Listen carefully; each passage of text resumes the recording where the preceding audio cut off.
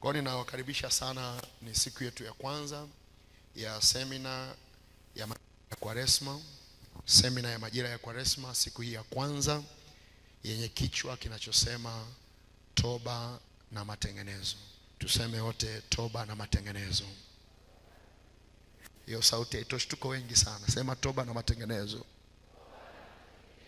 Yes, hayo ndio mambo mawili ambayo tunakwenda kuyaangalia katika semina hii ya majira ya Kwaresma. Actually majira ya Kwaresma ni wakati wa kutafakari, ni wakati wa toba. Kwa yakuwa asubuhi waliimba wimbo fulani hapa kwamba ni wakati wa kutafakari msalaba, kutafakari toba.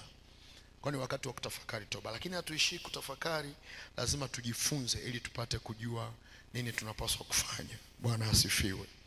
Na kwa nini tunajifunza somo hili la toba na matengenezo? Kama unaandika lengo la somo, andika lengo au shabaha ya somo hili ni kuondoa madhara ya dhambi kwa maombi ya toba katika majira haya ya Kwaresma.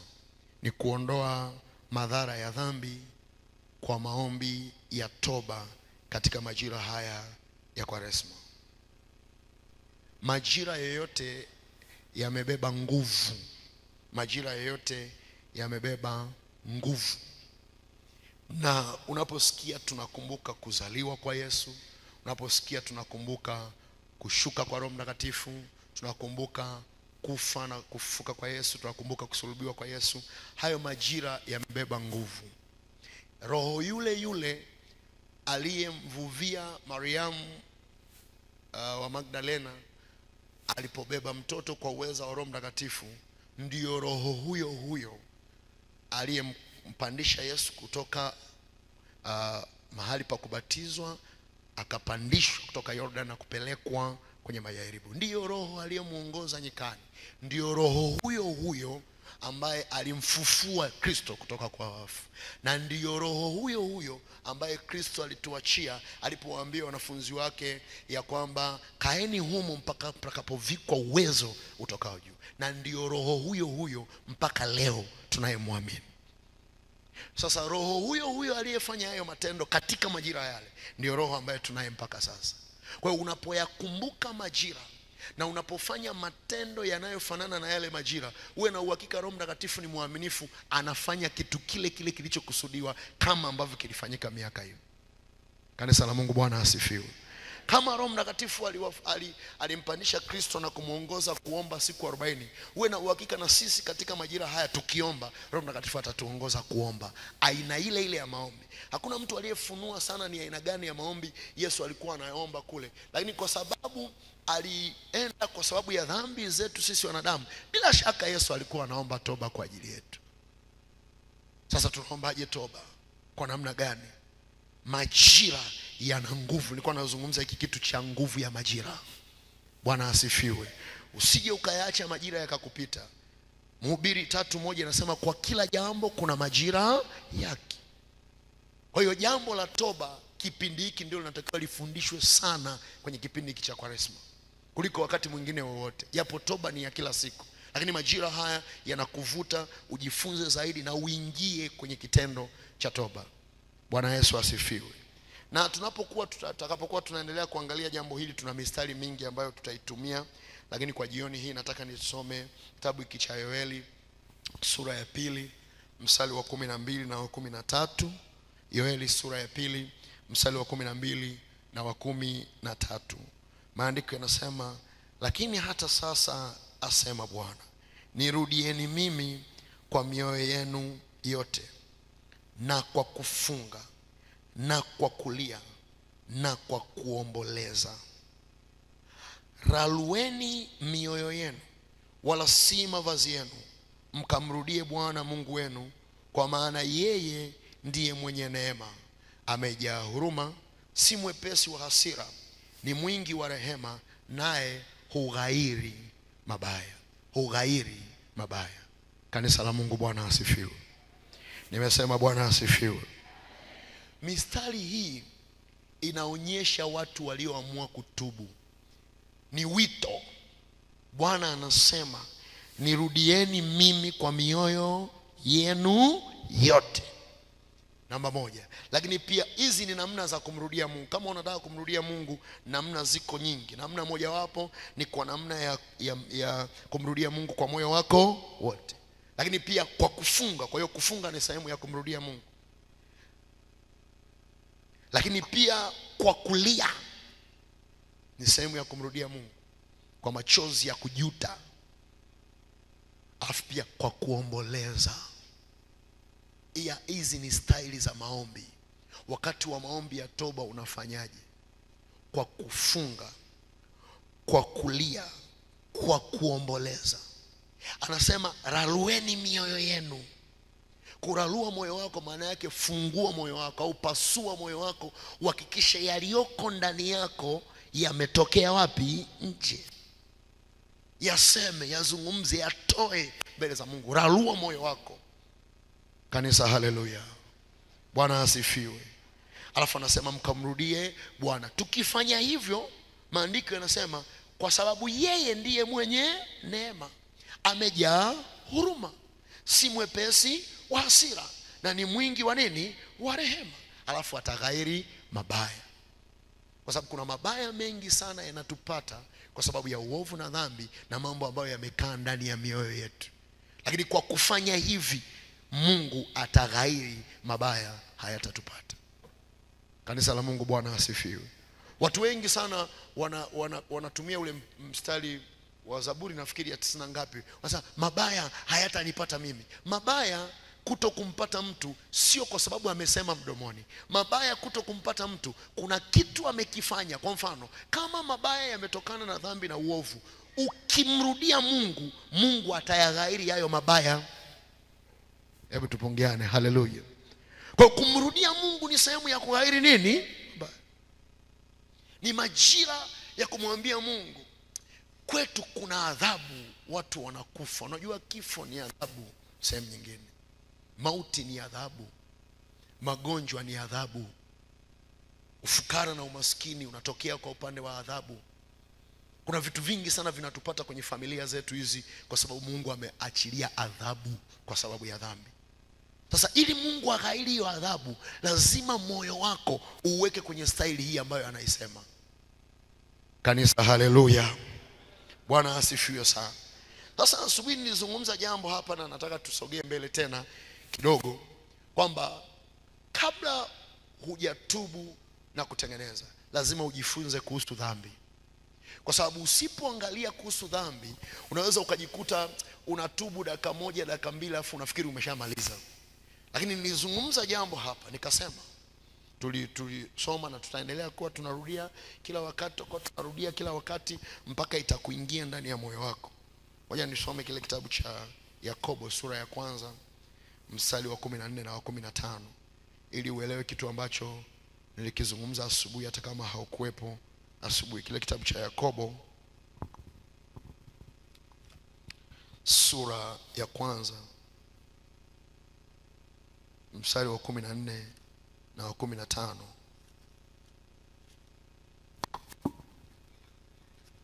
Yakobo sura ya 1 mstari wa 14 na mstari wa 15. Maandiko yanasema hivi: lakini kila mmoja hujaribiwa na tamaa yake mwenyewe, huku akivutwa na kudanganywa. Halafu ile tamaa ikiisha kuchukua mimba, huzaa dhambi, na ile dhambi ikiisha kukomaa, huzaa nini? Mauti. Sasa twende taratibu. Tamaa, hebu sema tamaa. Hapa kuna mambo matatu yametajwa: tamaa, dhambi, alafu mauti. Vitu vingapi? Vitatu.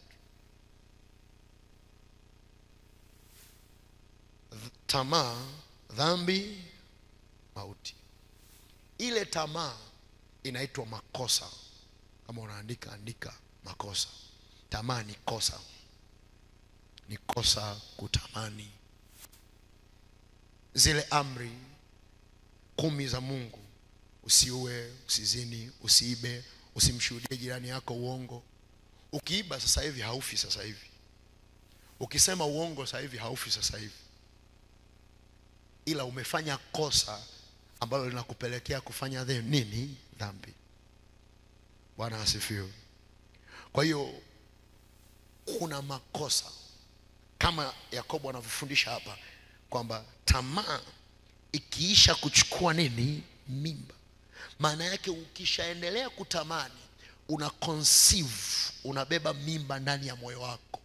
Ukishaanza kutamani, usitamani nyumba ya jirani yako, usimtamani mke wa jirani yako, usitamani. Unapoendelea kutamani, kuna kitu kinajazwa ndani yako kama mimba. Kile kitu kikishajaa ndani yako ndicho ambacho kinakusukuma kwenda kufanya kitendo. Kanisa la Mungu, Bwana asifiwe. Usipolirekebisha hilo kosa ndani yako, linaenda kutengeneza nini? Kitendo. Kile kitendo ndio sisi sasa tunakiita dhambi. Lakini kabla haujafanya kitendo cha dhambi, ndani yako kuna mimba ilishaingia. Kuna mimba ilishaingia ndani yako. Alafu ilipokomaa ikakupelekea ukatenda.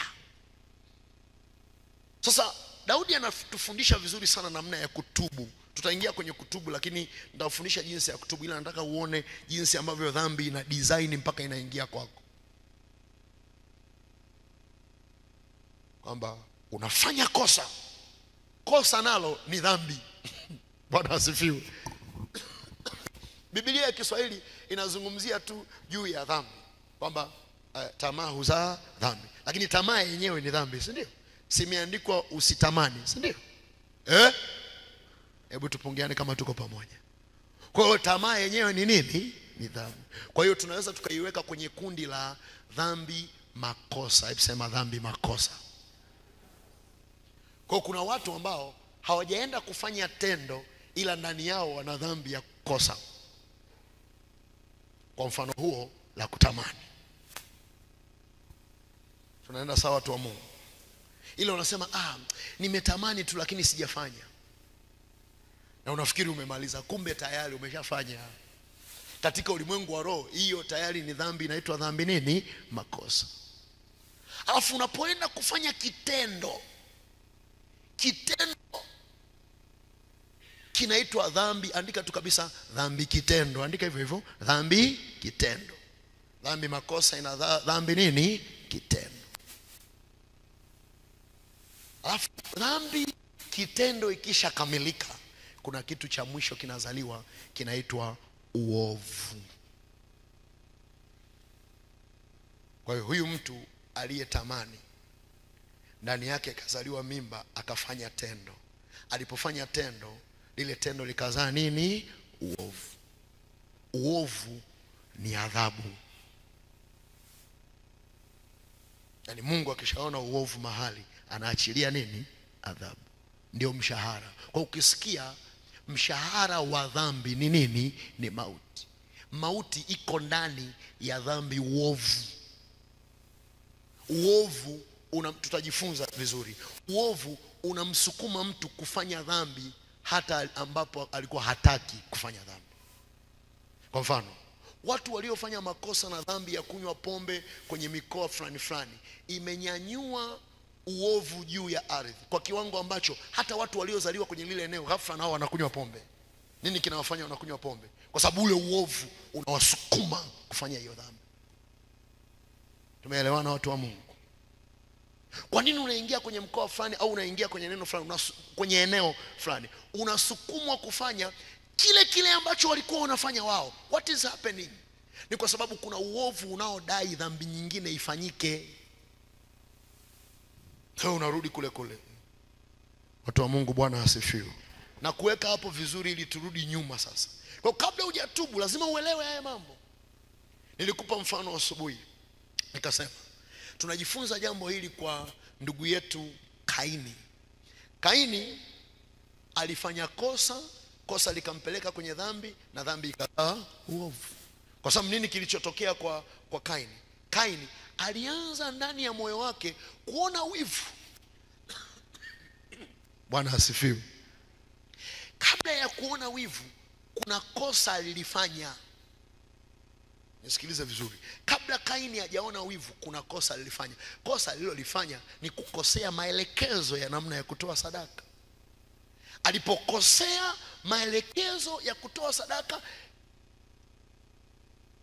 kwa lugha ya Yakobo, ile tamaa ikichukua mimba, hebu sema ikichukua mimba, kwa kukosea kutoa sadaka, mimba ikazaliwa ndani yake, akaconceive kitu kibaya ndani ya moyo wake. Ghafla akamchukia ndugu yake, uso wake ukakunjamana. Mungu akamwambia Kaini, kwa nini uso wako umekunjamana? Alafu akamwambia hivi, ukitenda vyema hutapata kibali. Ana taratibu hapo. Kanisa la Mungu, Bwana asifiwe. Ukitenda vyema hutapata kibali. Kwa hiyo kosa la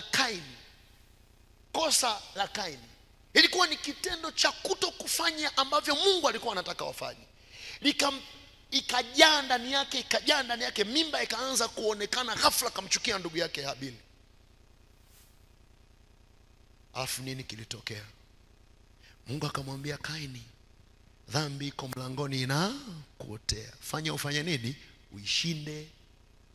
Kwa hiyo mwanadamu akiwa kwenye hatua ya kwanza ya makosa ndani yake, ana uwezo wa kuishinda dhambi. Ndio maana Mungu alimwambia Kaini, fanya uishinde. Kanisa la Mungu, Bwana asifiwe. Kwa hiyo Kaini hakusikia hicho kitu, akaendelea mbele, na mwisho wa siku akafanya tendo baya. Alikosea kwenye kuchagua, akafanya tendo baya katika kutoa sadaka, na baadaye akamchukua ndugu yake, akaenda akamuua ndugu yake. Ndio tunarudi sasa, usiue. Kaini akaua. Lakini mpaka anaua, kuna hatua za mimba ya kosa lililokuwa ndani ya moyo wake, mpaka limempelekea kufanya nini? Kuua. Alipoua, damu ilipomwagika juu ya ardhi, ardhi ikajaa uovu. Ule uovu ukapiga kelele mbele za Mungu. Mungu anarudi tena kwa Kaini, anamwambia, ndugu yako yuko wapi? Akasema, mimi kwani ni mlinzi wa ndugu yangu. Akamwambia, damu ya ndugu yako inanililia kutoka katika nini? Ardhi. Hapa ndipo ambapo unielewe sasa. Kwa hiyo damu inapiga kelele, damu inalia, damu inapiga kelele. Kitendo cha damu kupiga kelele, manake uovu unanyanyua madai. Unanyanyua nini? Madai. Na Mungu akaachilia adhabu kwa Kaini. Kwa Mungu aliachilia adhabu kwa Kaini kwa sababu ule uovu ulinyanyua nini? Madai. Madai ya damu. Bwana Yesu asifiwe. Bwana asifiwe. Wangapi wameelewa hapa vizuri sasa? Sasa kutokea hapo kwenye hiyo process nzima niliyokueleza, tangu mtu anakosea mpaka mtu anaingia kwenye kitendo cha kufanya dhambi, mpaka mtu dhambi ameshaifanya, imefanyika, imekamilika, madai yamenyanyuka ya uovu. Watu wengi sana huwa wanakumbuka tu kitendo alichofanya, lakini huwa anasahau kurudi kwenye matengenezo. Tutafanya kitu cha matengenezo, tutajifunza hapa, lakini nilikuwa nataka uelewe kwanza hiyo concept vizuri, ili ukitubu usikurupuke tu kutubu, baba naomba unisamehe. Kuna vitu ambavyo wewe ulishaharibu huko ndani yako. Yaani ulishauharibu moyo wako siku nyingi sana. Moyo wako ni wawivu tu kama wa Kaini. Tayari, yani hufurahii mema ya wengine. Tayari moyo wako ni wawivu. Tayari huko ndani kuna damage, kuna mambo yametokea huko ndani yako. Toba sio kitu cha kusema tu. Ni kitu ambacho lazima kufungua moyo wako na kutoa kile ambacho kimekaa wapi? Ndani cha makosa ya kwanza. Kanisa la Mungu, Bwana asifiwe.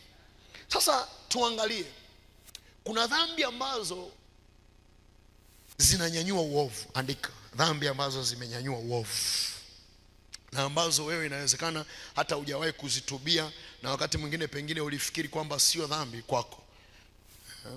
Kuna dhambi ambazo zimenyanyua uovu au zimenyanyua madai. Kuna dhambi ambazo zimenyanyua uovu au zimenyanyua madai. Tutaangalia hapa, nime list hapa, ziko kama 10.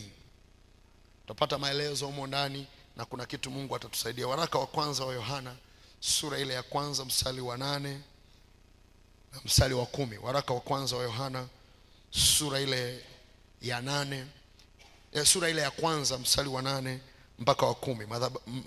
Neno la Mungu linasema hivi: tukisema kwamba hatuna dhambi, twajidanganya wenyewe, wala kweli haimo mwetu. Tukiziungama dhambi zetu, yeye ni mwaminifu na wa haki, hata atuondolee dhambi zetu na kutusafisha na udhalimu wote. Tukisema kwamba hatukutenda dhambi, twamfanya yeye kuwa muongo, wala neno lake halimo mwetu. Tukisema hatuna dhambi. Bwana asifiwe. Kwa hiyo ukisikia somo kama hili ukasema mtumishi, mbona kama anatubebesha mizigo ya dhambi? Yaani ukisema hivyo, kweli haiko moyoni mwako, na unamfanya Mungu kuwa muongo. Yeye ambaye amenyanyua hili somo na kuleta hili jambo anatujua kuliko sisi tunavyojijua. Ukiona ameleta hivi, maana yake ametuona. Haleluya. Hebu tupungeane kama tuko pamoja. Bwana Yesu asifiwe. Anajua. Angalia mambo ambayo unatakiwa kusimama nayo kwenye toba, ambayo yamenyanyua uovu, kwa sababu hujamaliza kuondoa hiyo dhambi, hujaishughulikia ipasavyo, umefanya juu. Ya kwanza,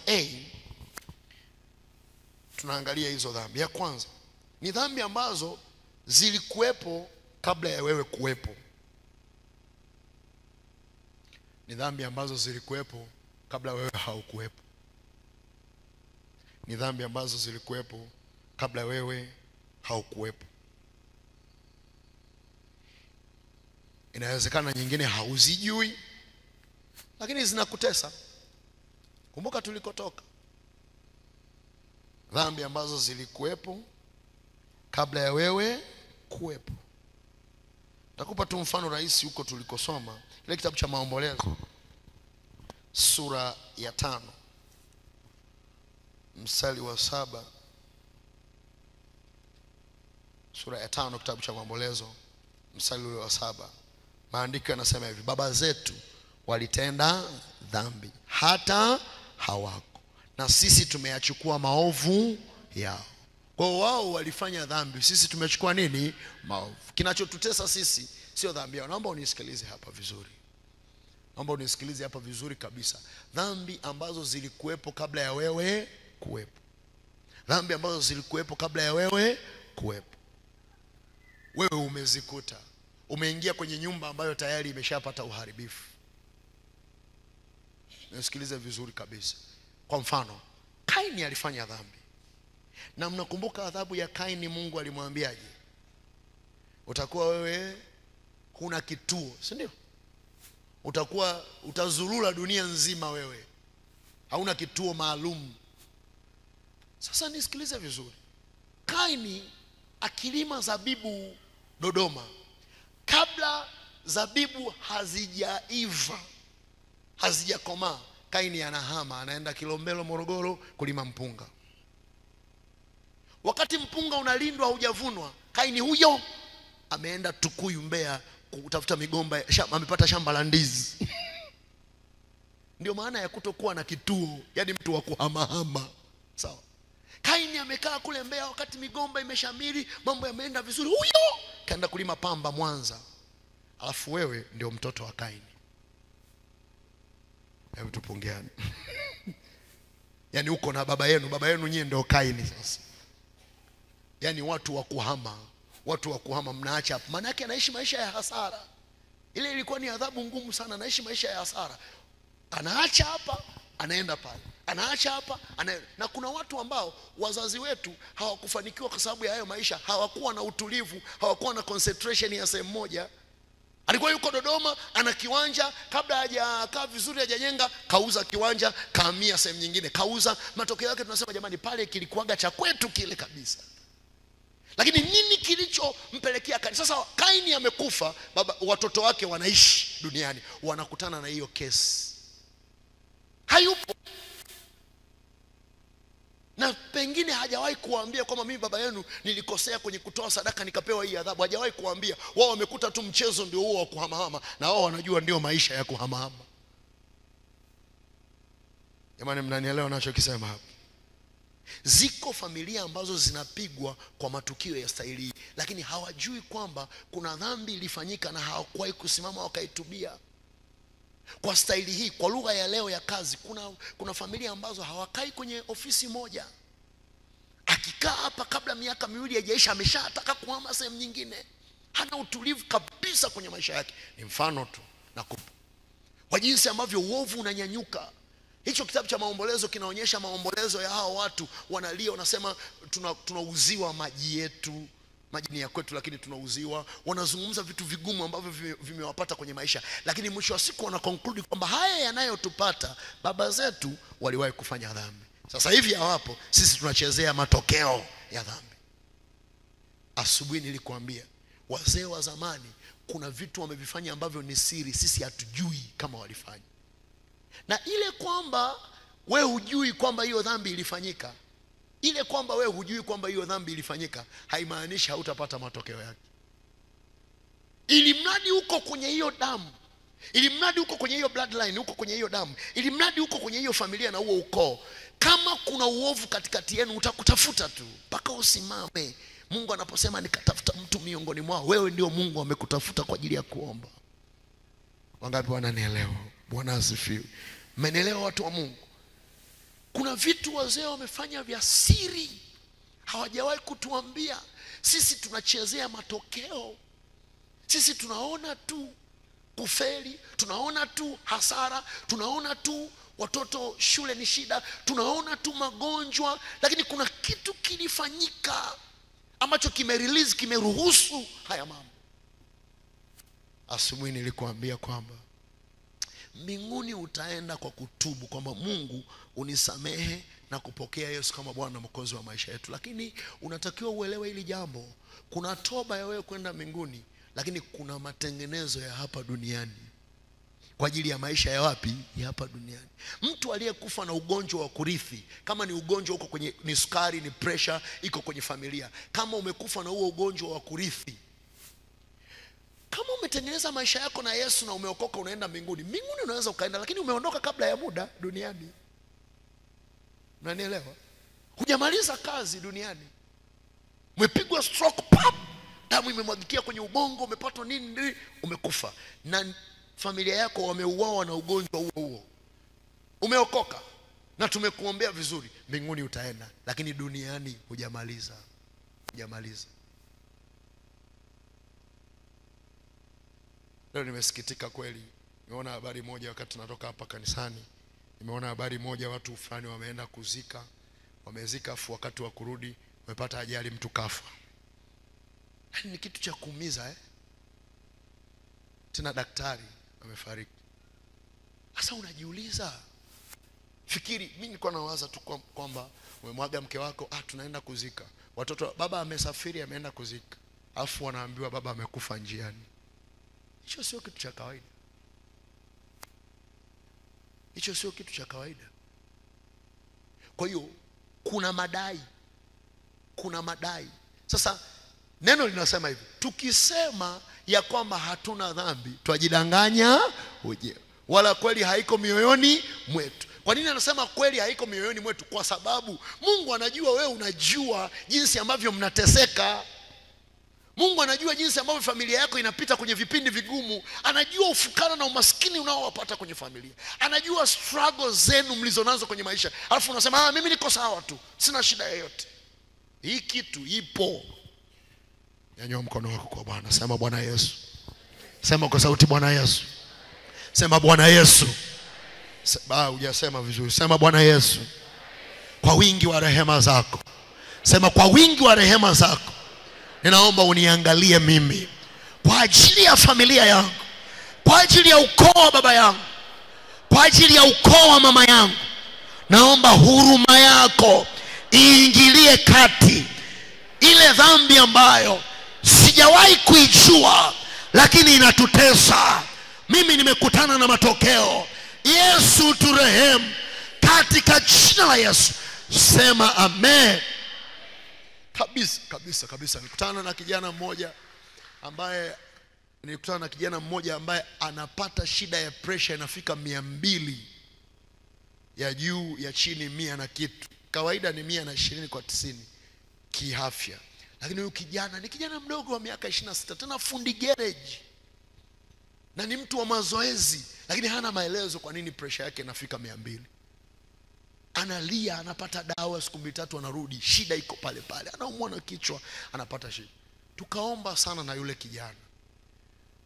Hakujua kwamba siku moja baba yake huko kijijini Moshi huko Machame alikuwa amelewa zake mbege na pombe nini, anafika zake majani, kuna kitu kilikuwa kinamchezea chezea kinamrushia mawe sio nini, akakasirika, ile nyengo ya kukatia majani akakichinja kama mbuzi, alafu akakifukia, alafu akaendelea na shughuli zake. Amemwaga damu na hakuna mtu anajua, kwa sababu alikuwa peke yake, hakuna mtu anajua, ni kwenye shamba. Watu wakatafuta, wanakuta mtoto sijui siku ya 4 ameoza, wanaenda kuzika na yeye yupo, na kwenye msiba yupo, amekufa. Yule baba hayupo leo, lakini mtoto wake anaugua pressure, ana shida, ile damu aliyoimwaga inadai. Mtoto anaishi Dar es Salaam, haishi Moshi, lakini damu inamdai. Angekosekana mtu wa kujua kwamba kuna damu iko kwenye hii familia, na ndugu zake wengine wamekufa. Kaka yake mmoja mzee wa kanisa, siku moja kaka yake huyu jamaa, manake ni mtoto mkubwa huyu baba aliyeua. Kaka yake mmoja mzee wa kanisa, siku moja ametoka tena, alikuwa ni mzee wa zamu siku ile, anatangaza kabisa matangazo na kila kitu nini, alikuwa kwenye zamu. Mchana ametoka kazini, amekaa kwenye kochi, anaangalia TV na nini, akapigwa na stroke. Alipopigwa na stroke, watu wamembeba haraka, ile oxygen supply inashuka, hali yake ni mbaya, wanamkimbiza hospitalini. Wamefika hospitalini hivi, wanamuingiza tu hospitalini, anataka kufungiwa sio nini, umeme ukakatika, generator kuwasha haliwaki.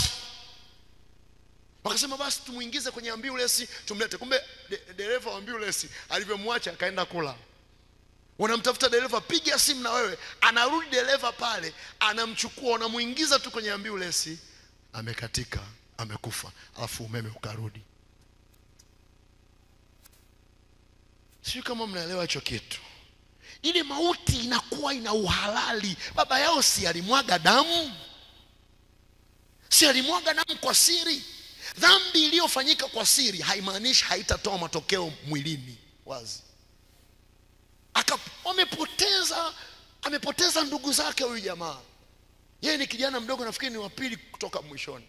Amepoteza ndugu zake, lakini baada ya kuomba hayo maombi ya rehema na kuondoa huo uovu unaodai juu ya ardhi ya kwao, ndio yeye akapona. Saizi hana huo ugonjwa wa pressure, hana huo ugonjwa tena kabisa, wala hatumii dawa. Lakini nani angejua? Nani angejua? Mpaka ufunuliwe ujue kwamba kuna kitu kinadai, dhambi za siri ambazo wazee hawajatuambia. Leo tunashangaa sisi huku vijana wadogo, yani kijana mdogo hata miaka 30 hajafikisha tayari ana watoto 4 wa wanawake tofauti tofauti. Si wapo hao watu? Lakini nenda kaangalie, baba yake alifanya dhambi, alikuwa na mama yao, lakini alikuwa na watoto wengine na hawakuambiwa. Kimya, ila matokeo yake yakaleta mateso. Akikosekana mtu ambaye atarudi kwa Mungu, sasa hiyo sio toba ya kawaida, kwa sababu ile dhambi imeshachukua mimba, imezaa mauti. Kwa hiyo watu wanachezea mauti, wako katikati ya adhabu. Kwa hiyo katikati ya adhabu inalazimu sasa watu waingie kwenye maombi kama haya ambayo tutayaomba hapa wiki nzima. Maombi, ukisikia maombi ya siku 40 ya toba, watu wanaomba toba siku 40, sijui kama huwa watu wanaelewa vizuri maana yake ni nini. Sio kitu cha kuomba tu, na sio kila mafundisho yanatakiwa kufundishwa kwenye haya majira. Haya majira ni majira ya kurudi kwa Jehova, kwa sababu kuna vitu vingi bado vinatutesa kwenye maisha yetu. Siko dhambi ambazo hazijatubiwa, zimefanywa na waliotutangulia, hawapo, lakini sisi tunapata mateso leo. Kuna madai yamekaa kwenye kila eneo. Kuna madai yako kwenye viwanja vyetu, kuna madai yako kwenye mlango wa familia, kuna madai yako kwenye damu yako unayoishi wewe nayo, kuna madai yako kwenye mlango wa biashara. Tunazungumza malango ambayo yamebeba uovu yenye madai, na tutapata nafasi ya kuomba hapo. Bwana Yesu asifiwe. Ukiwa unaomba haya maombi, faida yake mojawapo sio tu kwamba unafanya matengenezo na Mungu na kurudisha vilivyoharibika, lakini Mungu anakufungulia macho, unaanza kuona vitu ambavyo hujawahi kuona. Mimi juzi kwa sababu ya maombi tumeanza kuyaomba kama wiki kadhaa zilizopita, mwezi uliopita, tulianza kuomba maombi ya rehema. Juzi kuna kitu nikakiona cha familia moja cha ajabu sana, kwa sababu ile familia inapigika, na nimekuwa nikitafakari sana ile familia. Kwa nini hawa watu wana uwezo mkubwa, wana akili nyingi, ni Wakristo wazuri, hawakosi kwenye ibada, kwa nini hii familia inapigwa hivi? Nikaonyeshwa kitu cha ajabu sana kwenye ile familia.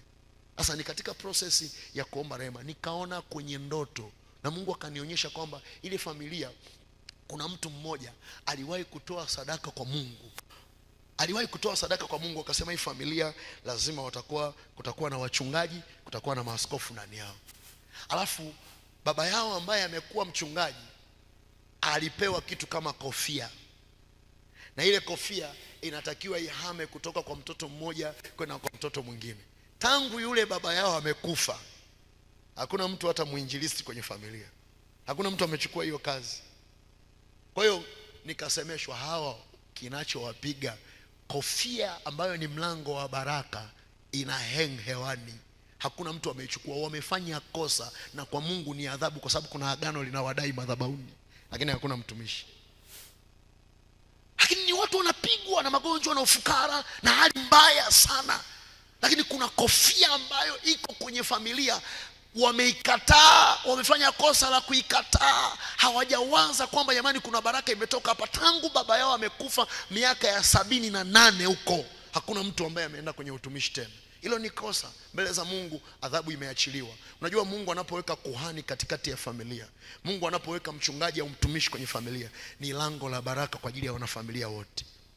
Akipigwa huyo mtu, nitampiga mchungaji wa kondoo, na kondoo wa kundi lake watatawanyika. Akipigwa huyo mtu, na wanashambuliwa kweli kweli, akipigwa huyo mtu labda akafa au akaacha utumishi, madhara yake yanakwenda kwenye familia nzima. Hii ni formula ambayo Mungu aliitengeneza kwa wana wa Israeli. Wana wa Israeli kulikuwa ni watoto wa Yakobo, makabila 12. Kabila moja lilikuwa ni kabila la Walawi. Wale Walawi ndio walikuwa wanapewa sadaka za zaka, fungu la 10. Ukisikia lile neno linasema toeni zaka kamili, ili kiwemo chakula cha kutosha. Sawa? Ili kiwemo nini? Chakula. Maana yake walikuwa wanakula kutoka kwenye zaka ya wengine. Wengine wanalima, wanafuga, wanafanya shughuli nyingine, lakini mwisho wa siku wanaleta chakula kanisani, Walawi wanakula. Wakiacha tu kuleta chakula, makabila mengine 11 hawafanikiwi kwenye shughuli zao. Kosa lao hawakupeleka chakula. Kwa kuna familia ambazo Mungu ameweka kitu ndani yao, lakini hawajakisimamia. Ni kosa wamelifanya, na Mungu amenyanyua adhabu katikati ya familia. Lakini nani anaendaga kuomba hivyo vitu? Wengi mnasemaga, Mungu tuponye na ugonjwa kwenye familia. Mungu jamani, ulevi umekithiri kwenye familia. Lakini ulevi ni matokeo, ni kitendo. Kuna jambo, kuna mlango mahali inabidi uingiliwe kwa maombi ya rehema kwa Mungu. Sasa lazima ufunuliwe faida ya maombi ya namna hii tunayoyaomba ya toba na matengenezo. Sio tu kutengeneza uhusiano wako na Mungu, lakini kukufunulia source, chanzo cha tatizo. Sisi imekuwaje? Kwa nini hali ni hivi? Kwa nini watu wanafeli kwenye hii familia ya mume wangu au sisi? Kwa nini hiki kitu kinatokea? Mungu anakufunulia rohoni ili uweze kuomba, ujue exactly tatizo liko wapi. Bwana Yesu asifiwe. Nyanyua mkono wako kwa Bwana, sema Bwana Yesu. Hiyo sauti haitoshi, sema Bwana Yesu. Sema kwa sauti tena, Bwana Yesu. Sema tena, Bwana Yesu. Naomba fungua macho yangu. Sema kwa sauti, fungua macho yangu. Fungua macho yangu. Sema fungua macho yangu, niweze kuona nini kinachotutesa, niweze kujua chanzo cha shida inayotupata. Nifunulie Bwana, niweze kujua mahali pa kuomba, nijue pa kuombea, nijue mlango wa kuomba toba, katika jina la Yesu. Sema amen. Dhambi ingine, hiyo ilikuwa ni 8 na nimekupa maelezo yake ya kutosha kabisa. Jambo la pili au dhambi ya pili ambayo inawezekana kabisa hujaifanyia kazi na imenyanyua madai makubwa sana, ni dhambi ambazo hukuwahi kujua kama ni dhambi, na kwa sababu hiyo haujawahi kuzitubia. dhambi ambazo hukuwahi kujua kwamba ni dhambi, na kwa sababu hiyo haujawahi kuzitubia. Ile kwamba haujui unachokifanya ni dhambi haimaanishi hutapata mshahara wa dhambi. Mshahara wa dhambi hauko. Mshahara wa dhambi hauko kwa kujua kwamba umefanya au kwa kutokujua. Mshahara wa dhambi uko pale pale, bali dhambi imefanyika itanyanyua mshahara wake. Kuna dhambi ambazo hukuwahi kujua kama ni dhambi, na kwa hiyo hujafanya nini? Hujazitubia.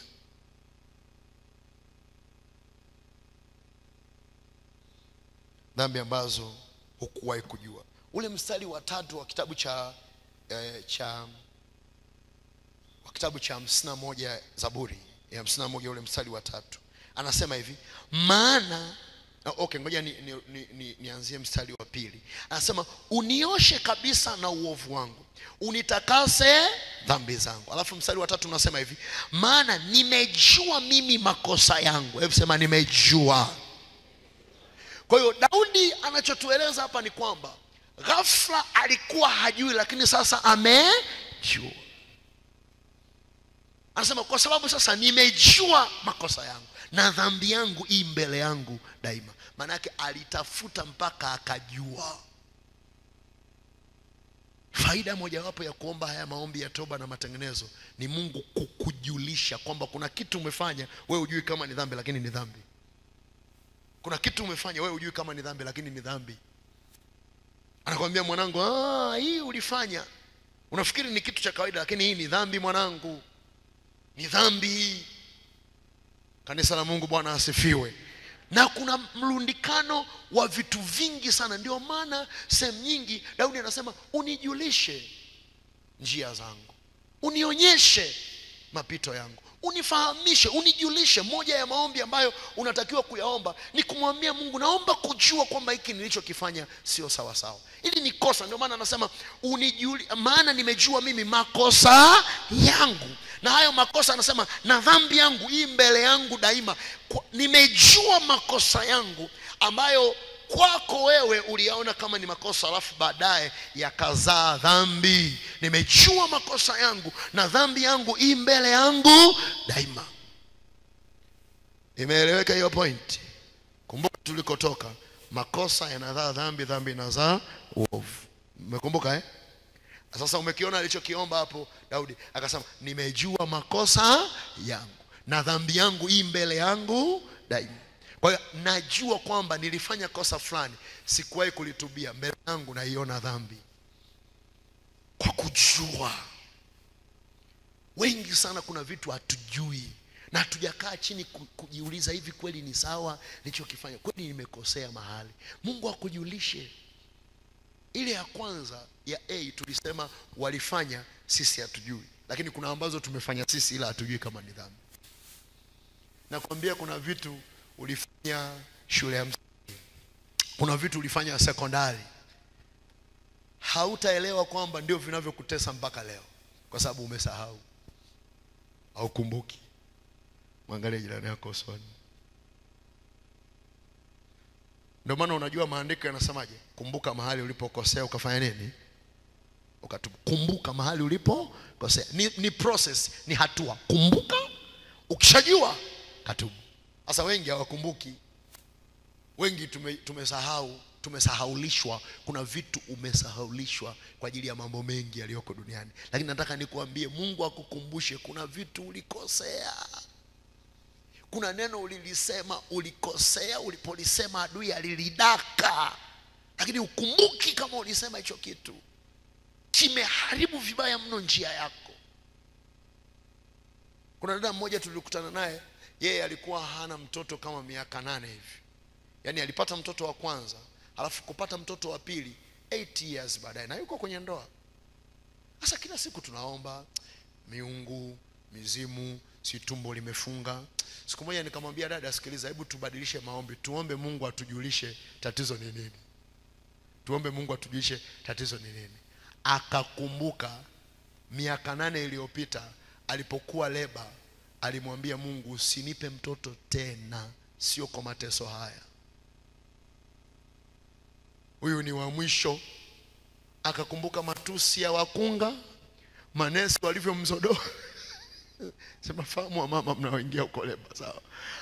Akaumia, akapata mateso, amekaa na uchungu siku 3, mara sijui chupa imefanya nini, mara sijui njia haifunguki, mara vitu gani, akapata mateso na akakiri, akaweka nadhiri, Mungu ukinisaidia nikipata tu huyu mtoto, sitaki tena mtoto Mungu, sitaki tena, inatosha, siko tayari kufa Mungu, sitaki tena mtoto. Alilia kwa machozi kulifunga tumbo lake mwenyewe. Alafu kapata mtoto, kafurahi, kasahau, Mungu naomba unipe mtoto. Baada ya kuomba akaota ndoto yuko leba anajifungua. Akaja akaniambia, mtumishi, nimeota ndoto nzuri, inawezekana mtoto, Mungu ananipa mtoto. Yaani nimeota niko leba ninajifunga. Nimwambia leba gani? Akasema nimeota jinsi nilivyopata mateso. Yaani ninakumbuka mtumishi, najua hapa Mungu ananipa mtoto. Ngambia wewe hujui, Mungu amekuonyesha ulipokosea. Mungu sio kwamba anakupa mtoto, anakuonyesha ulipokosea. Ukiwa katikati ya taabu, ukiwa katika, unajua kuna maeneo mawili natakiwa uwe nayo makini sana. Hakuna maeneo mabaya ambayo unaweza ukafanya makosa ya haraka kama mahali ambapo umefurahi sana na mahali ambapo umeumia sana. Mwangalie ndani yako usoni. Mwambie kumbuka ulivyofurahi sana. Mwangalie usoni, mwambie kumbuka ulipofurahi sana. Afu mwambie usisahau ulipowahi kuhuzunika sana. Uliongea maneno yote. Huyu dada tulipoona hilo ndipo tukaomba. Yale mapepo yanayokaaga kwenye leba za wanawake, unajua kuna mapepo yanakaaga kwenye leba za wanawake, mengine yanawinda damu, mwingine yanataka kuua watu, yanakaaga pale. Ndio maana ni muhimu sana kuombea hivyo vitu, sawa? Yanakaaga pale, yale mapepo yakadaka. Akasema huyu hatuwezi kumuua wala mtoto, ila tumedaka, hataki mtoto tena. Miaka 8 ametoa sadaka, ameenda kufanya IVF imegoma, ameenda sijui kufanya nini, 8 years.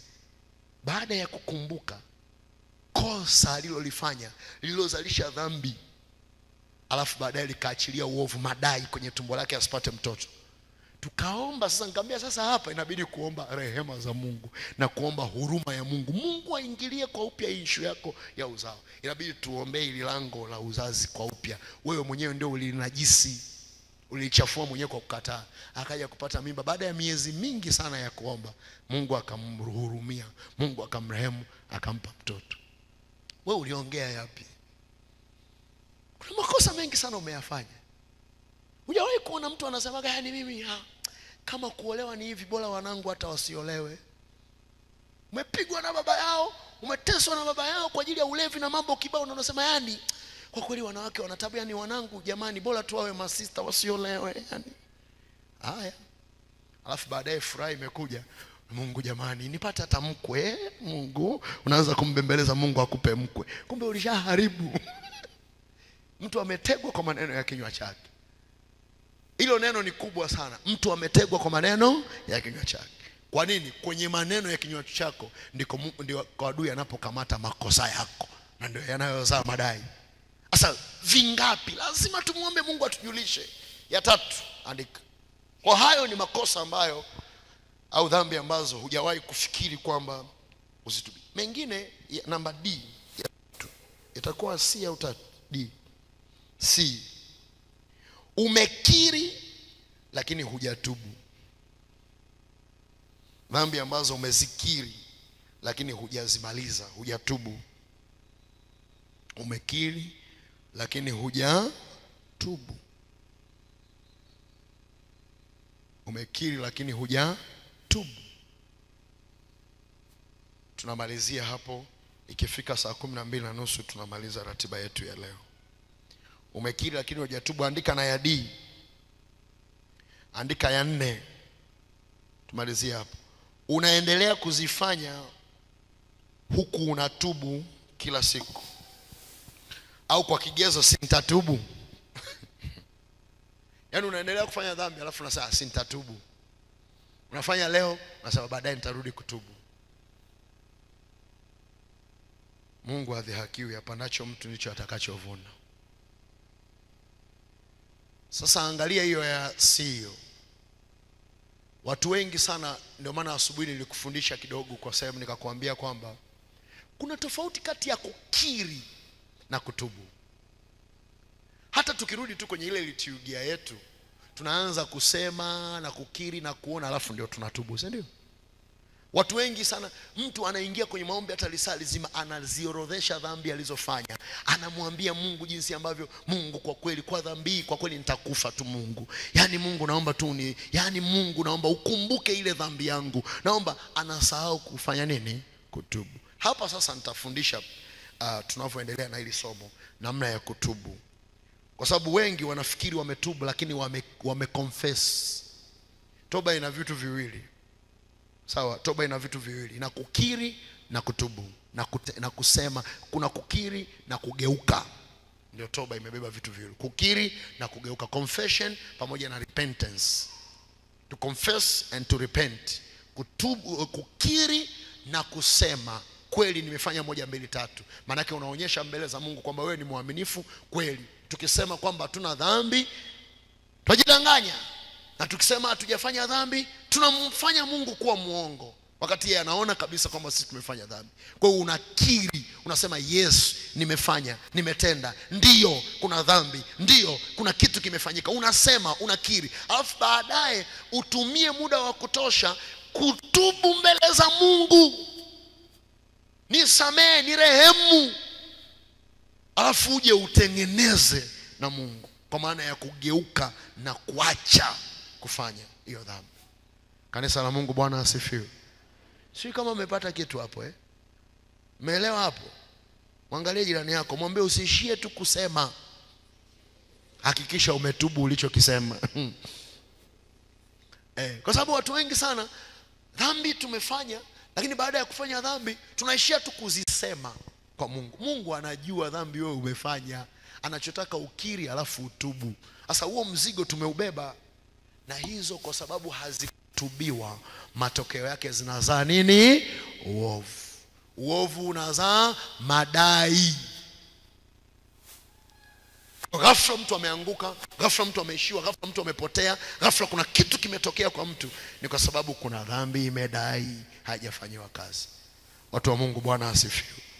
Kuna kitu Mungu amekusaidia hapo Sawa sawa, tunaenda vizuri. Kwa tumeangalia hizo 4, tutaendelea nazo siku 10. Kesho tutamaliza zile 6 haraka haraka, kwa sababu nataka tuende mbele. Kuna kitu kingine cha kufanya kikubwa pale, lakini hebu pata nafasi ya kumuomba Mungu. Mungu leo mwambie jambo moja tu. Mwambie Mungu, nijulishe, nionyeshe za kwangu na za walio nitangulia, za kwangu na ambazo usijui. Unajua kuna watu ambao hujui, tutakuja kuangalia pale. Kuna nyingine ni za mahali ambapo unafanya kazi.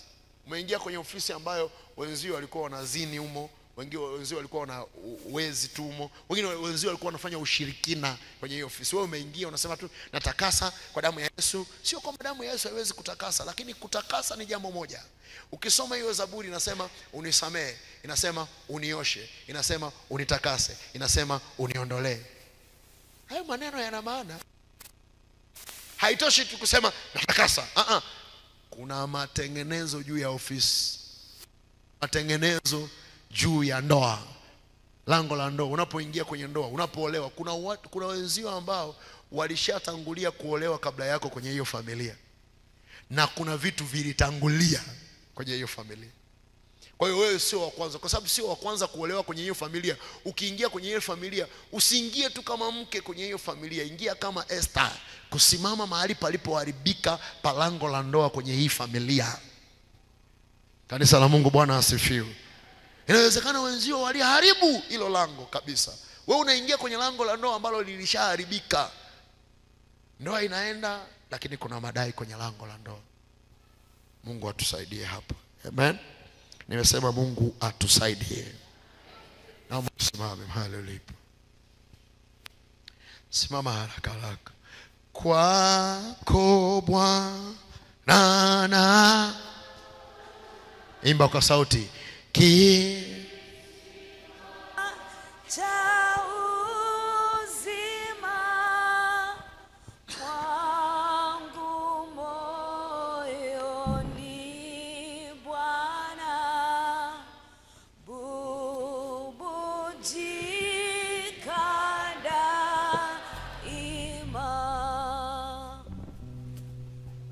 Nasubiri praise team wapeane mic. Nataka kuchangamka vijana wangu. Kanisa la Mungu, Bwana asifiwe. Ombi moja la leo, kuanzia jioni hii mpaka kesho tutakapokutana, ng'ang'ana na Mungu. Mungu, naomba unijulishe. Mungu, naomba unionyeshe. Daudi amesema unijulishe njia zako, kwa maana nimejua. Aliposema tu nimejua mimi makosa yangu, akaruka moja kwa moja na dhambi yangu hii mbele yangu daima. Kwa kujua Mungu sio kwamba anatuadhibu tu kwa vitu ambavyo tunavijua, ambavyo hatuvijui. Kwa sababu tu ni formula, ni mshahara uko pale, lazima utokee tu. Ni muhimu sana kujua. Mungu, nijulishe. Hata kwa njia ya ndoto Mungu akujulishe. Mimi nakwambia, tunaweza tukaomba hapa ukashangaa kuna mzee wa zamani sana ambaye anawajua nyinyi familia yenu vizuri, akakusaidia. Mimi nilijulishwa. Kuna vitu vilikuwa vigumu sana kwenye mambo ya elimu kwenye familia. Baada ya maombi ya muda mrefu, mchungaji mmoja wa kule kwetu Tanga ndio akaniambia, mwanangu, sikiliza, kwenu kuna 1, 2, 3, 4, ukiomba ombea hiki. Nilikuwa sijui. Akaniambia, mwanangu, najua unaomba, najua wewe ni mtumishi, lakini kuna hiki hapa. Kwenu kuna 1, 2, 3. Mungu akunyanyulie mtu atakaye kuambia mambo ambayo hauyajui. Kuna vitu ujui, Mungu atakunyanyulia. Kama mtu hata kuwepo, basi hata kwenye ndoto Mungu atakusemesha. Leo tulisoma ule mstari kwenye kalenda yetu, ule mstari tuliosoma nafikiri ni wa Mathayo, ulikuwa unazungumza habari ya Yusufu. Leo ni siku ya kuondoa ukatili duniani kikalenda. Yusufu amelala, hajui kinachoendelea. Malaika wa Bwana akaja akamwambia, muondoe mtoto, si ndio? Muondoe mtoto, mpeleke Misri, kwa sababu Herode anataka kumuua. Na baada ya kufanya vile, wakauawa watoto wengi wa miaka 2 kushuka chini, wakafa. Lakini Yusufu alijulishwa. Asingejua madhara yangempata na hajui. Kwa hiyo hakuna ombi muhimu kwenye maisha yako kama la Mungu kukujulisha. Na mimi nitaomba kwenye hii madhabahu leo, nitamwambia Mungu, naomba uwajulishe watu hawa. Kuna vitu hawajui kama walifanya makosa. Kwa mfano, asubuhi kuna kitu nikizungumza hapa, sio kama wale mliokuepo mlisikia. Nilisema hivi, ukikosea kutoa fungu la 10,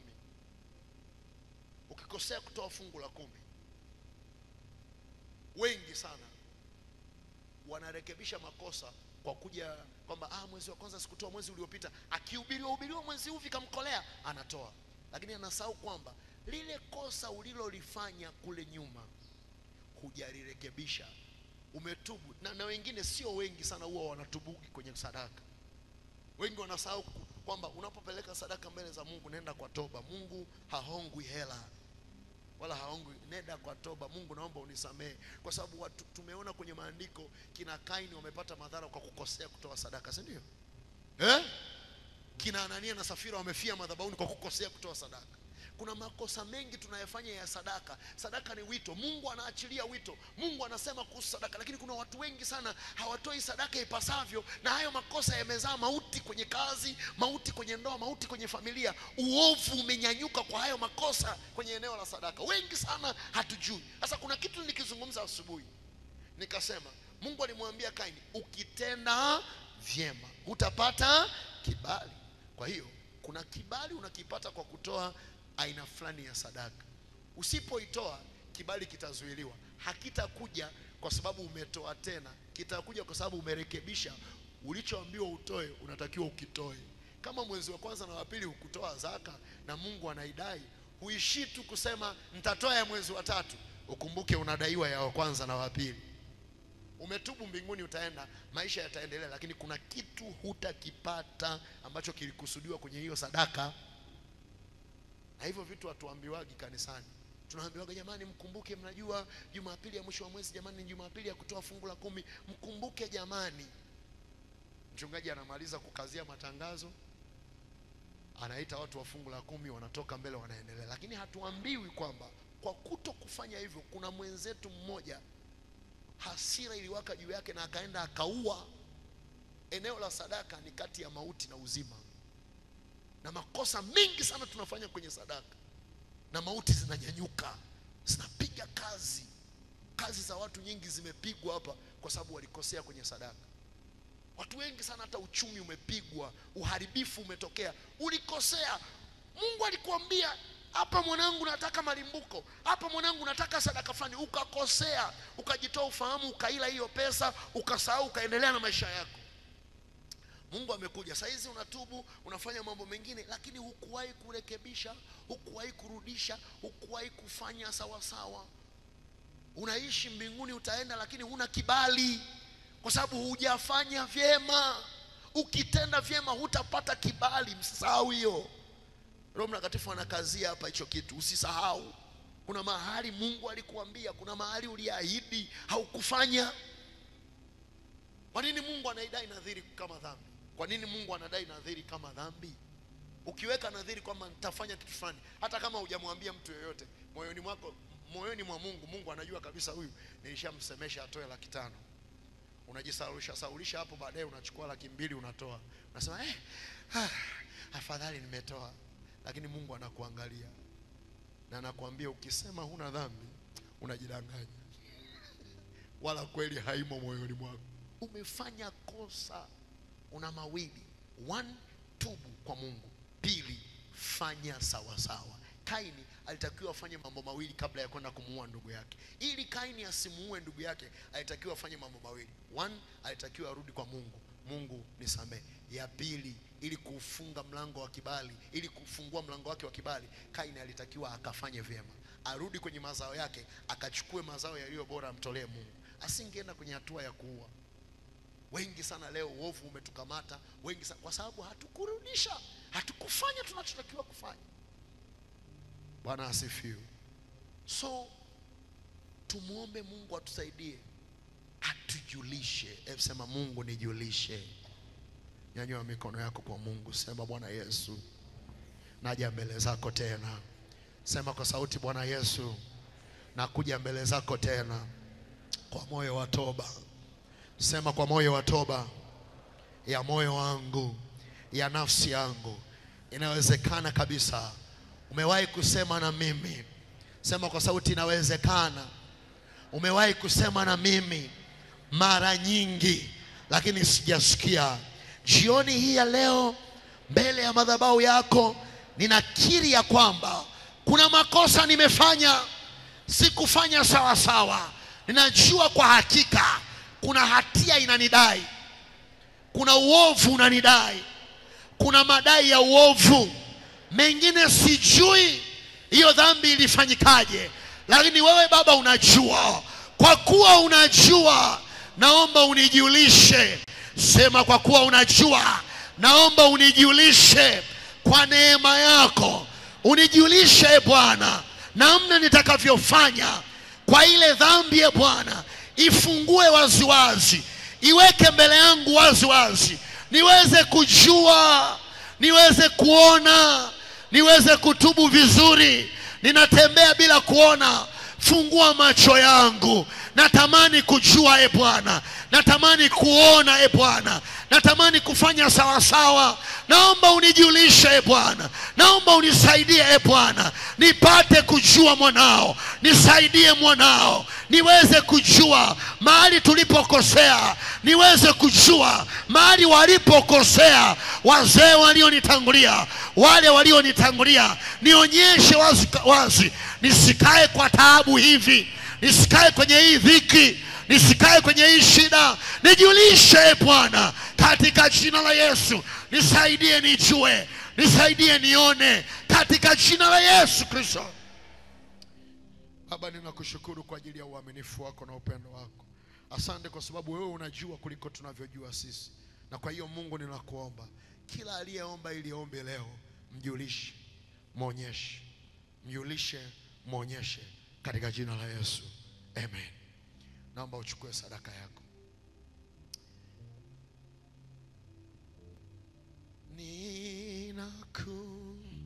amani ya mwenye kuniwezesha shari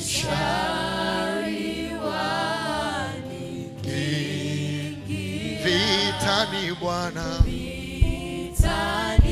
oh wani, oh nina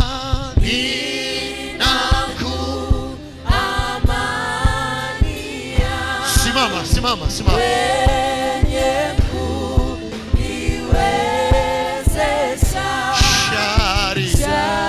shari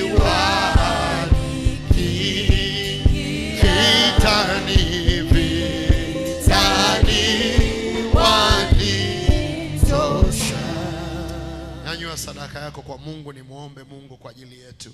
Baba, ninakushukuru kwa ajili ya sadaka ambazo umetupa jioni ya leo. Litukuzwe na lihimiliwe jina lako takatifu.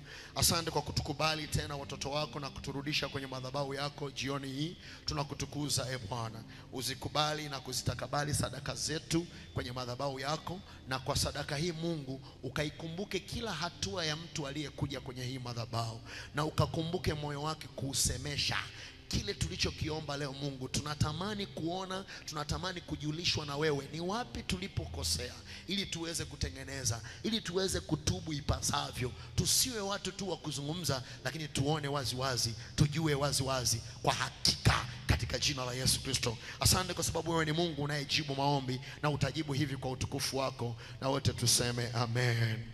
Tushirikiane neema ya Bwana wetu Yesu Kristo na upendo wa Mungu na ushirika wa Roho Mtakatifu kae na sote sasa na hata milele. Amen.